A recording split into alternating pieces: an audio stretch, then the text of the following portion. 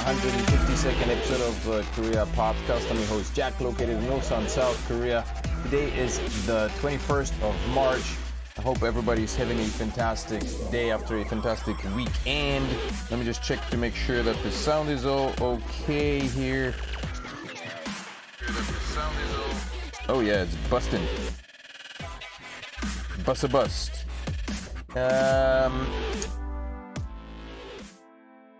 A lot of things are happening here on the peninsula. The Living Korea podcast is a podcast in which I talk about anything and everything related to living and working in South Korea. If you are in the vicinity of Ulsan, South Korea, or in Korea, and you are looking to start your own business here in South Korea, then make sure to get in touch with me. The podcast is sponsored by Shane English Korea. My wife and I are the master franchisees for the region of South Korea. And why is my chat not working here? And so if you are in the market to start your own business here in South Korea in English language school, we've got the franchise has 40 years experience, and it's a turnkey business. You drop some cash investment, your first investment, and within 6 months you're turning profit. In today's podcast, what we're going to talk about? Well, there's a lot happening. We're going to talk about events that took place just across the border, and of course, our headline of the day, which is the Afghani kids are back in the game, and they're finally allowed to go back to school. And there's a lot of other news in Korea, so we're going to talk about all of that beautiful stuff. But we'll start with something rather grim. Which is let me just where is it here? Oh yeah, something rather grim. The Chinese airliner crashes with 132 people aboard in country's south. This happened just today, I guess. A China Eastern Boeing 737-800 with 132 people on board crashed in the southern province of Guangxi on Monday, officials said. The Civil Aviation Administration of China said in a statement the crash occurred near the city of Wuzhou in Teng County. The flight was traveling from Kunming in the western province of Yunnan to the industrial center of Guangzhou along the east coast, it added. So that sucks, man, for anybody who was involved. My heart goes out to the families of the people who perished. Right, so going to our topic of the day.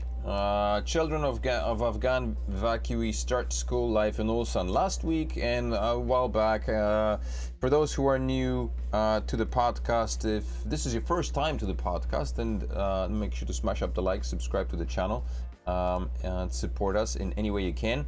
Last week I was talking about the fact that the children of the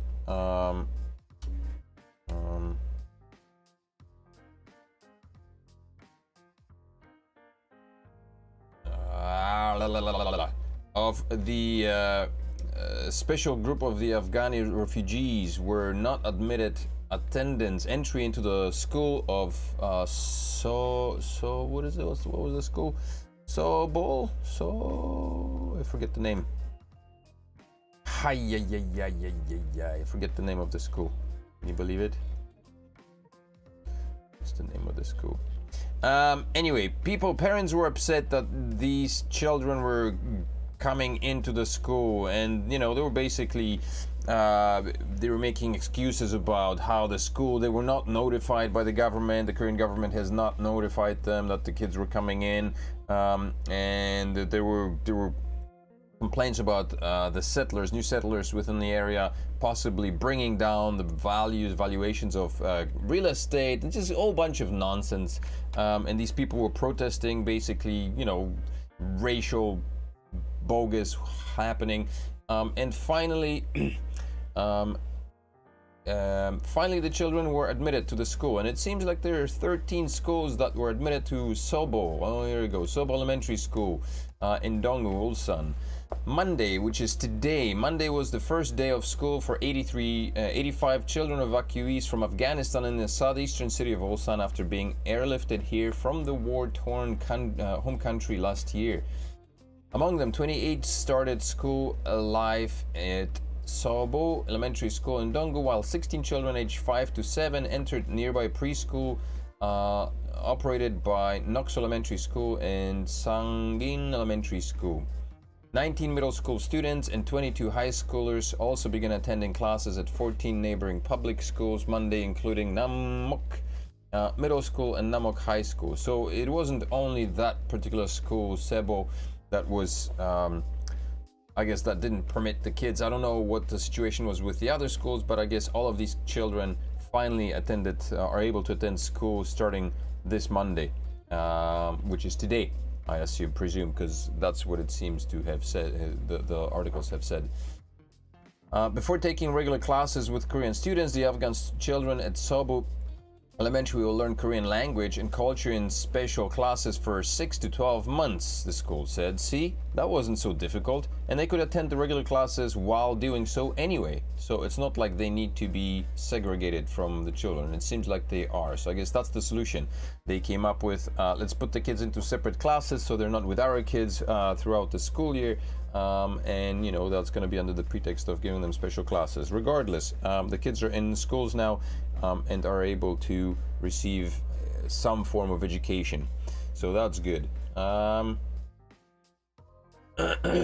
the spring semester began at the start of March, admissions of the Afghan evacuee students was delayed due to administrative procedures, including immunization mandates for school entry, according to the school. Interesting how this all of a sudden has been twisted from parents protesting to the school deciding. Unbelievable. This is laughable. Man, media, I don't know if it's the media or the schools, will come up with all kind of excuses to not lose face, because of course that's not what, you know, needs to be spoken of, right? I guess it's shameful enough to have had parents protesting, and hopefully something, I don't know, I hope that some of what's happening now, the admission, is thanks to the Ulsan community. I know that there was a bunch of people on the Ulsan Online website who, right after my podcast last week, I saw posts, that people were posting the article from the Korea Herald, or Korea Times rather, about this case, and so there was, I also employed people to, you know, to take a look, and hopefully it's something that the expat community here in Ulsan and maybe across the nation was able to turn eyes to, and hopefully we're part of, you know, something that a greater good. But yeah, vaccination, immunizations, and what procedure, administrative procedures. All right. Since February, when the Afghan family settled down in Ulsan administrative district of Seoboo Dong, some parents of existing students at Seoboo Elementary had protested the admission of the Afghan children to the school. They claimed the addition of such a large group of refugee students would have a negative impact on the school's learning environment, and demanded they be assigned to foreign schools. Racist bastards. Ulsan's education office, however, stuck with the original plan, saying the office doesn't have the authority to arbitrarily change an individual student's school assignments, overriding the address-based system. Well done, Ulsan Office of Education, on that one. All elementary school-age children whose residential address is in Seoboo Dong district are assigned to Seoboo Elementary. Fantastic. So that's good. Gotta give credit where credit is due. Good job, administration of Ulsan's education office. We will continue to support the Afghan students to help them receive a proper education. We thank both parents and the school's faculty members for their consideration and effort to ensure that the Afghan evacuees' children enter public schools here, said No, whatever his name, No Oki. Man, stop. Just write it in Korean. Ulsan's education superintendent. Similar article posted by the Korea Times, which actually lists 13 kids. I guess the Afghan children in Ulsan who. So this is a picture of the parents, the Korean parents who were protesting the admission of the Afghani students and who were suggesting that they should go to an international school. Afghan children in Ulsan who have not been able to attend school yet, protests from some Korean parents, will finally begin their school life next Monday. So I don't know why it says next Monday when this publication came out on the 19th. Well, next Monday would be insinuating that it's like, when, 2 weeks? I don't know. Anyway, it was aimed at this Monday. A total of 28 children aged between 7 and 13 were enrolled in Seoboo Elementary School. Okay, there you go. Lisa, hey Lisa, Lisa is here. Welcome, Lisa, to the podcast. Thanks for tuning in. I'm so glad to hear that. Yeah, I'm sure so are the parents, very much so. The students will be divided into 3 groups based on language skills, and each class taught by 1 homeroom teacher and 2 Korean tutors. About 75 million won of the city budget will be allocated to operate their education programs. Fantastic. However, it remains to be seen whether the Afghan children will be able to study in the same classroom with their Korean peers, as the education authorities have yet to come up with detailed plans. I'm sure they will excel. I get the feeling they'll be absorbing and inhaling the knowledge that is thrown at them because of their backgrounds, I think, and possibly a lack of proper education, and I don't know. It feels to me like a lot of the kids coming from developing countries or war-torn countries are the ones that are precisely like just inhaling. They want the education, just kind of like the Korean parents now. The reason why Korea is such a education-driven country still to this day is because the parents now of the Koreans who went through the Korean War and understood the value of education, and that's why their parents to this day push their kids to study, to learn, and so kids coming from war-torn countries have a similar outlook on education and stuff. So yeah, so I wouldn't be surprised if these kids were actually excelling, doing much better than the Korean counterparts. So yeah, good things happening. Glad to see happy ending to all of this. Yeah, basically. What else here? Overseas travel demands. What am I hearing? I'm hearing myself.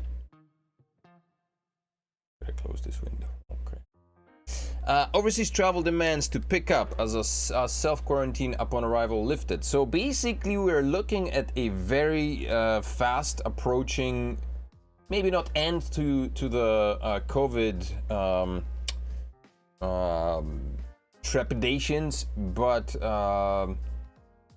definitely we're definitely seeing a lessening of what's happening. So Korea already, today is the 21st, so today is the first day on which the self-quarantine was to be lifted, and apparently has been, lifted. Shoot, I don't have anything to drink. Has been lifted for people arriving to South Korea who have been vaccinated, fully vaccinated, 180 days, I think, or so prior to arriving. So overseas travel demands in South Korea are expected to increase starting Monday, as the government has exempted those vaccinated from the 7-day-long self-quarantine when back in the country.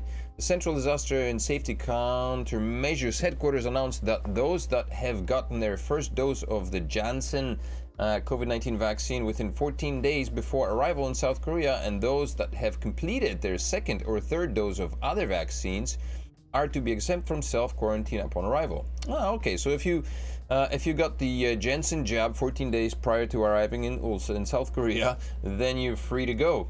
And any other vaccine, I guess you would be required to have gotten a second or a third dose whenever.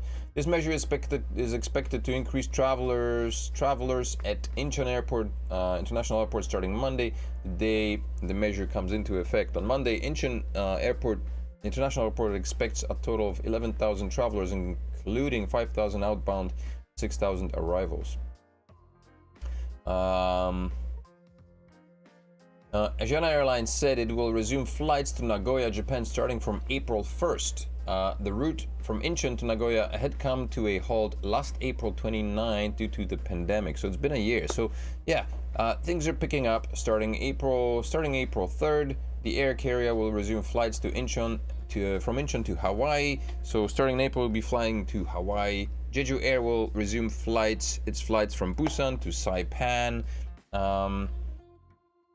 Wednesday, and plans to increase the number of international flights it is currently operating, such as those from Incheon to Osaka, Manila, and Seoboo.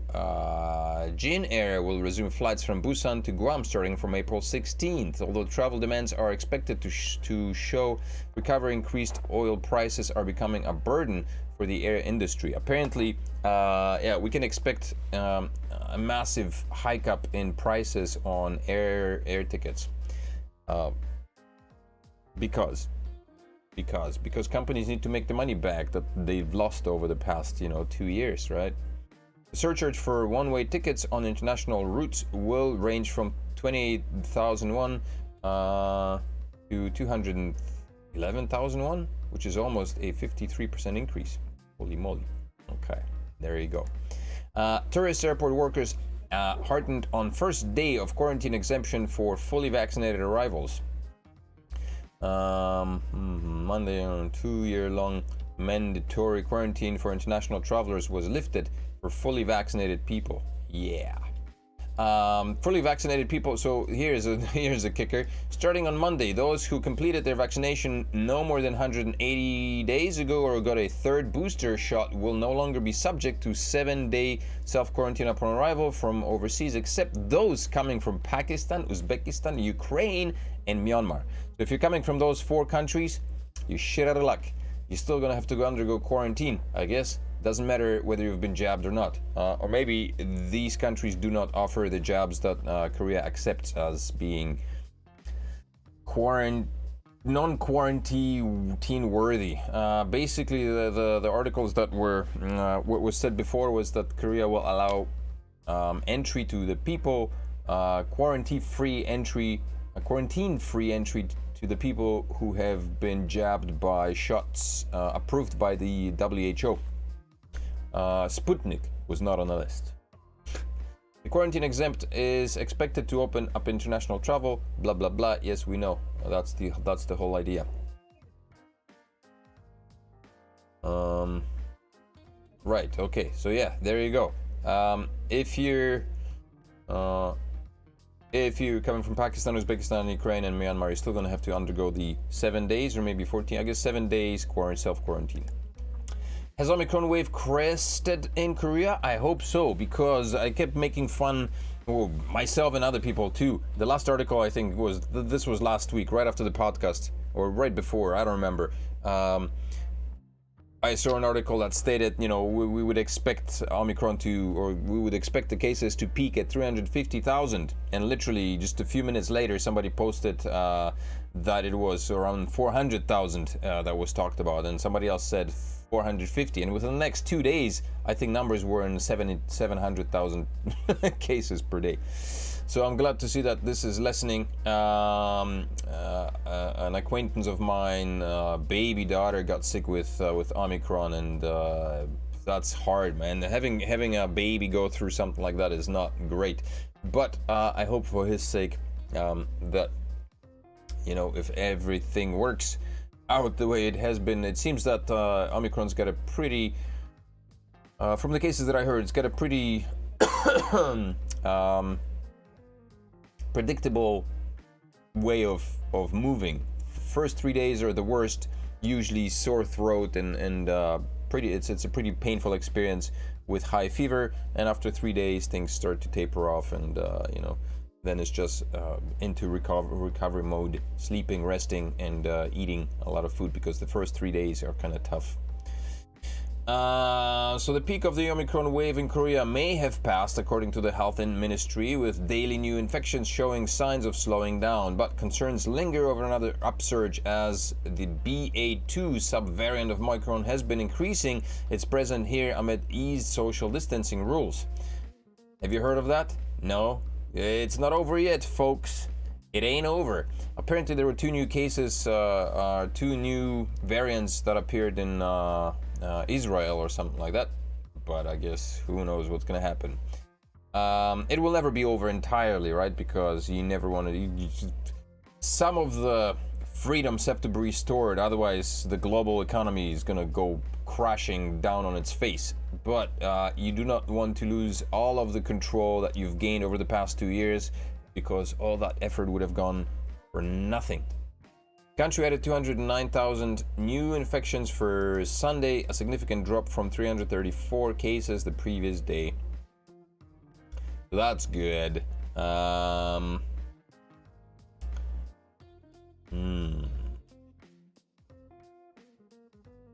Yeah. What is in Korea? BA2 accounted for over 41% of new infections last week, up from 26% the week before. BA2, subvariant BA2, also known as stealth Omicron, holy moly, has been found to be about 30% more transmittable than BA1, causing daily infections to double in some European countries, including the United Kingdom. Would stealthy Omicron be just as infectious as regular Omicron, or more so? Or not infectious, rather. Would it have more severe side effects? I guess that's what I'm worried about. But it doesn't say that. It just says that it's stealthy. And government to introduce oral COVID-19 medicine, Lagevrio, for 100,000 patients this week. It doesn't. The article doesn't really state what it does. I guess this is meant to.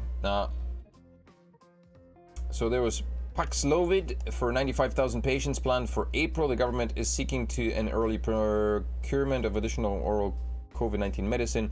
This is, I guess, for like extreme cases, people who are in dire need of medicine would be receiving these medicines.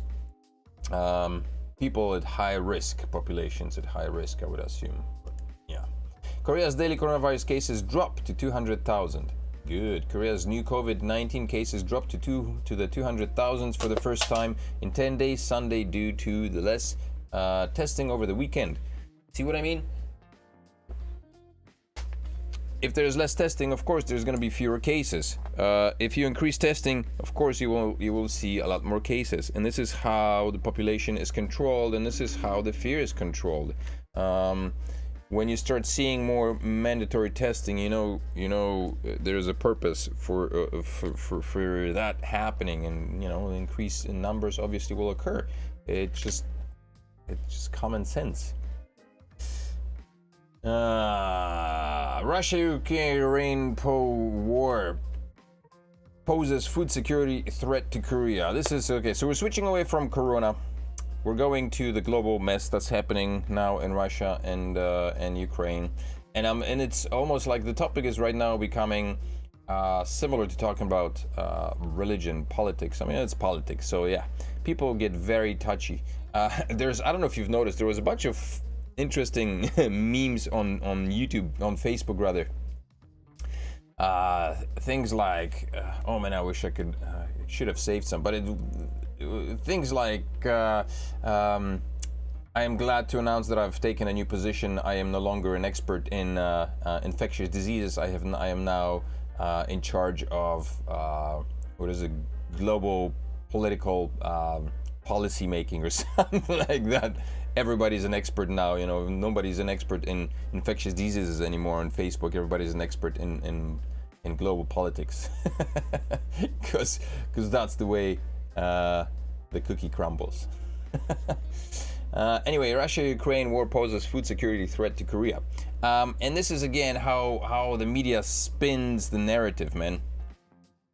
So apparently, I've heard that again by somebody else. A friend of mine issued a similar concern, or I guess reposted an article of that caliber as well.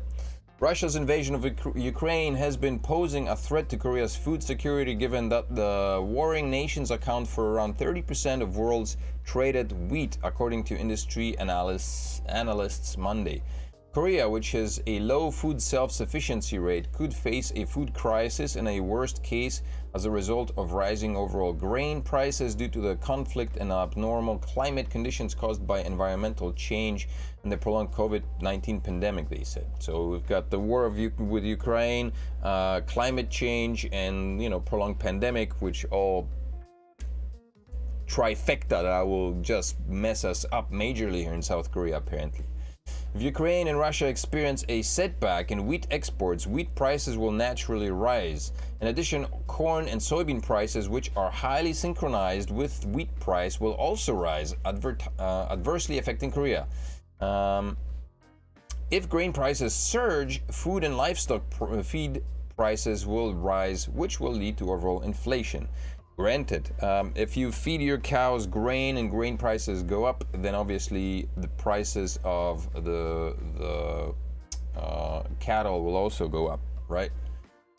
Ukraine accounts for 12% of the world's wheat exports, while Russia accounts 18%. Data shows the grain prices have been on the rise due to a series of events. According to data gathered by the Korean Customs Service, the price of grain imports per ton in February was $368, up 26%. Yeah. So before we go into that whole mess, here's the list of countries by wheat exports. So Russia, number 1, Ukraine, number 5. In between, we've got United States, Canada, and France. So Russia exports in thousands of US dollars, 7 million US dollars, I guess, worth of exports. Ukraine, $3.5 million worth of exports.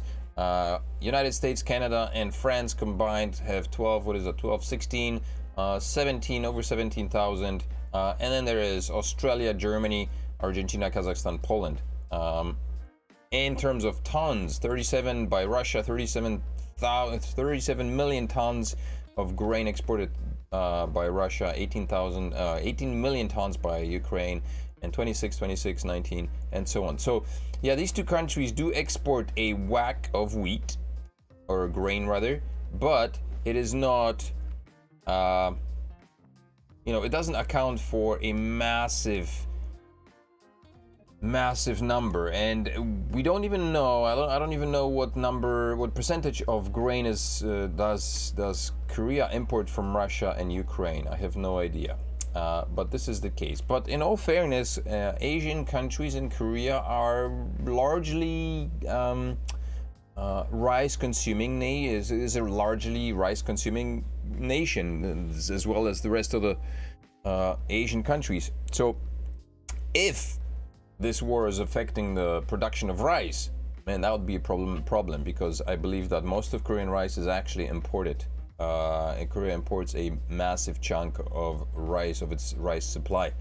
There is just too many mouths to be fed, which I guess it's going to change over the next couple of decades, since the population is drastically declining. Rice exports by country, on the other hand. So the top 5 rice export countries are India, Thailand, Pakistan, United States, and Vietnam. They account for 71%. Russia and Ukraine are not on the list at all. Literally, they're not even on the list. So we're still getting our rice.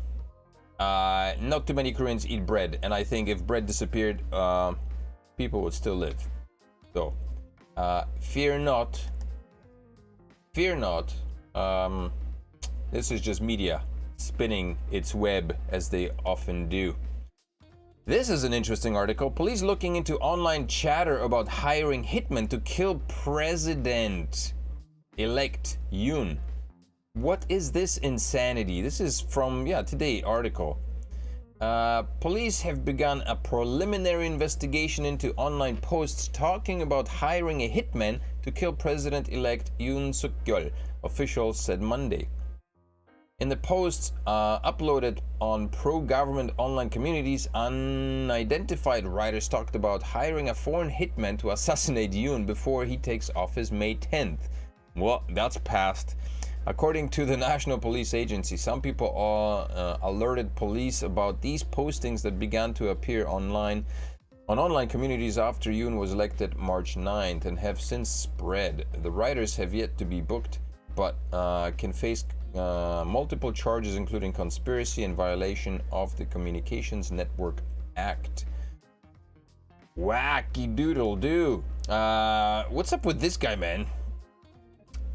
Kim Jong-un, man, his hair's like, I don't know, him and Simon, the guy who started the whole, Britain's Got Talent, their hairstyles are just whack. Like, I don't know, why does he create himself into a square cube, man? I don't know. That I just wanted to point that out because that's crazy. North Korea, as North Korea is, man, it's I don't know. We're past the COVID now. We're kind of entering a safe zone. So now it's time to bring back to North Korea, and you will probably see more and more articles about how dangerous North Korea is. Will it reach a crescendo? Maybe. But that's not what I wanted to see. Times Korea. Times. Where is it? No. Is this it? Okay, yeah, okay. Here. Security alert issued against North Korea threat, Russia-Ukraine cyber war. I think this was following the. Yes, yeah. Okay. A spy agency warns about hacking campaign targeting incoming Yoon government. So, because I guess I don't know. Crypto and spies, but I think based on this article I can expect I don't know why, but my computer here at home, Chrome has been acting goofily. Like I can't open websites that I normally am able to open. Like I use Canva for my for certain things, for my thumbnails for YouTube, and I can't open it on Chrome. I can open it fine on the on Brave browser, but Chrome makes it impossible, and it's almost like I don't know. Increased security, man. The South Korean government has issued a cybersecurity alert against North Korea's growing cyber threat, hacking attempts during the presidential transitional period, and escalating cyber warfare after Russia's invasion of Ukraine. Why is that happening now all of a sudden here? I don't know. South Korea's defense ministry announced that it has increased the cyber protection condition, or CPCON level by 1 notch higher as of 9 a.m. on Monday. And so they went from like level 4 attention to level 3 caution, and I guess 2 and 1 would be super high alert or something. For the first time since last August, to take a readiness posture preemptively against cyber threats. In August 2021, the South Korean military elevated CPCON, how do you pronounce that? CPCON, from level 5 to 4. And I don't know exactly what this entails, but cyber threat rising in transition period. South Korea's Ministry of Science and ICT on the same day issued a cyber crisis alert for the private sector, which means that companies, providing regular Wi-Fi and internet and all that stuff to homes will probably be increasing cybersecurity as well, or will be expected to do so. And so I don't know. I hope it doesn't go the way of Turkey or China, where they will start limiting limiting access to certain websites, man, because that would be going in the wrong direction. But who knows which direction this bloody world is going in right now, eh? Yeah. Why is Hana Financial interested in buying Chelsea? This is for soccer fans. If you are into soccer, Hana Financial is buying Chelsea, or they're talking about buying Chelsea. Hana has been in the soccer game for a long time. I think they've been sponsor the Korean national football team since 1998, as well as the owner of K2 League 2 club Daejeon Hana Citizen.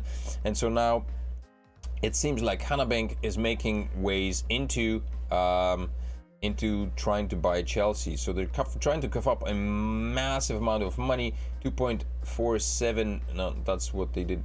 Was it? Hana Financial Investor joined the bid with £2 billion, or $2.62 billion, which is a massive amount. So yeah, if you're a Chelsea fan, that's what's happening. And here's one more tidbit.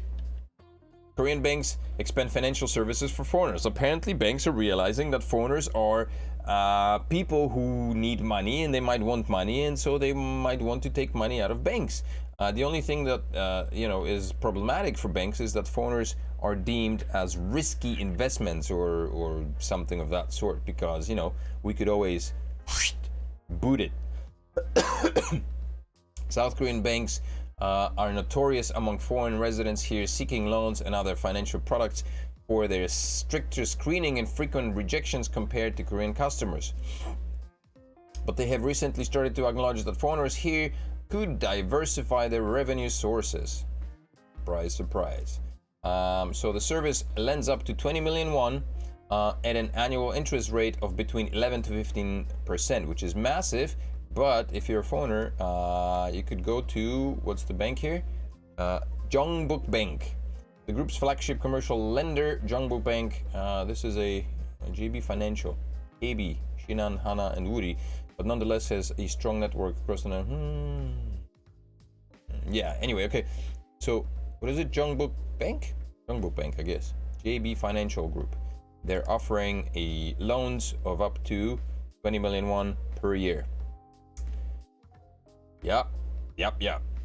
So if you're looking for a loan, head out that way, but expect to pay a hefty percent of 11 to 15%. Yikes. And last but not least, South Korea's Avikus bets on self-driving technology for ships. Booyah! Pretty soon, we will not only have self-driving cars, but also self-driving ships. Yeah, self-everything. I can't wait for the time when refrigerators tell me what to cook based on the stuff that I have inside the refrigerator. This is my prediction, and within the next within the next decade or so, we are going to see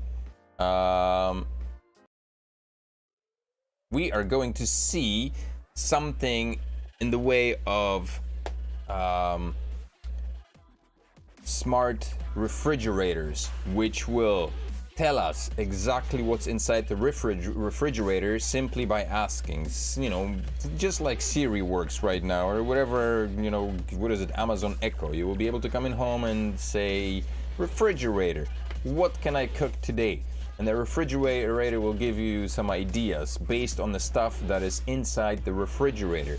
And if there are things that are missing from the refrigerator will be able to make suggestions for your purchases. Or even better, the refrigerator will make sure that it orders the items necessary for you to have in the refrigerator so you can make your food.